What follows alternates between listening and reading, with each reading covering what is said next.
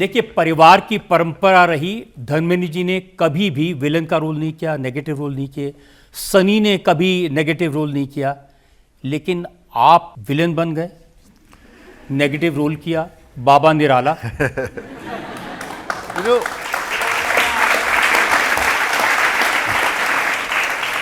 जप नाम क्या है कि मैं जब बुरे दौर से बाहर निकला तो OTT प्लेटफॉर्म ने मुझे बहुत मदद की। मेरी अकेले की नहीं, कितने एक्टर्स, कितने टेक्नीशियंस को OTT प्लेटफॉर्म पे काम मिला। और तब तक मैंने ठान लिया था कि मैंने इतनी फिल्में देखी हैं अपनी लाइफ में, हीरो होता है, लेकिन ज़्यादातर कुछ कैरेक्टर्स ऐसे होते हैं फिल्म में जो आप थिएटर से जब बाहर निकलते हो तो वो आपके साथ रह जाते हैं। तो मैंने डिसाइड किया कि मैं वैसे कैरेक्टर्स चूज़ करूँगा, वैसे कैरेक्टर्स प्ले करूँगा। रेपिस्ट, करप्ट, बेईमान, और वो भी बाबा के नाम पर।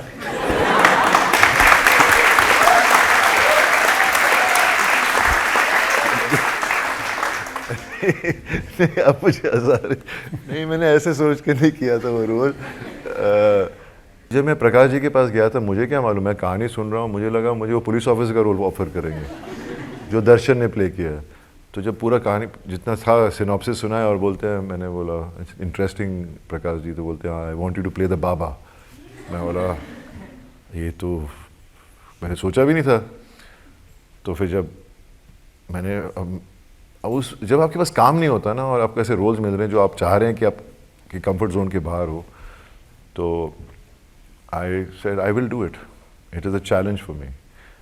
और जो फिल्म है, आई मीन जब हम एक्टर्स करते हैं तो रियल में तो हम किसी का खून नहीं करते, किसी का कुछ नहीं करते, बस परफॉर्म करते हैं। नहीं, लोगों ने मुकदमा किया आपके ऊपर कि आपने बाबाओं को, आश्रम को बदनाम कर दिया।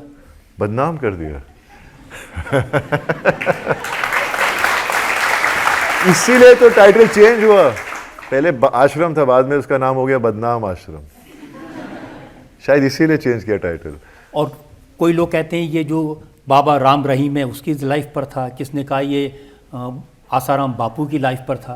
मैंने एक्चुअली किसी बाबा की लाइफ को फॉलो नहीं किया, पर हमारी सोसाइटी में जो होता है, मूवीज़ उसी को रिफ्लेक्ट करती हैं, वही दिखाना चाहती हैं कि आपकी सोसाइटी में ऐसे लोग हैं।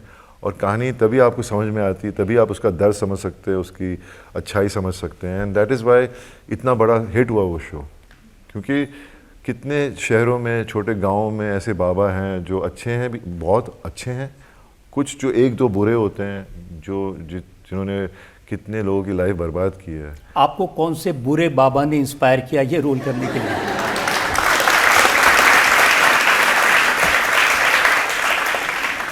मैं एक्चुअली कभी YouTube ज़्यादा देखता नहीं हूँ, ये सब देखता नहीं कौन क्या कर रहा है। मैं बहुत दूर रहता हूँ इन चीज़ों से, क्योंकि हमारी दुनिया एक अलग दौर में जा रही है। जिस तरह जा रही है, पता नहीं क्या होने वाला है इंसानों के साथ, क्योंकि एकदम जो डेप्थ होती थी पहले इंसानों में वो शैलो हो रही है, सब मटेरियलिस्टिक हो गया है।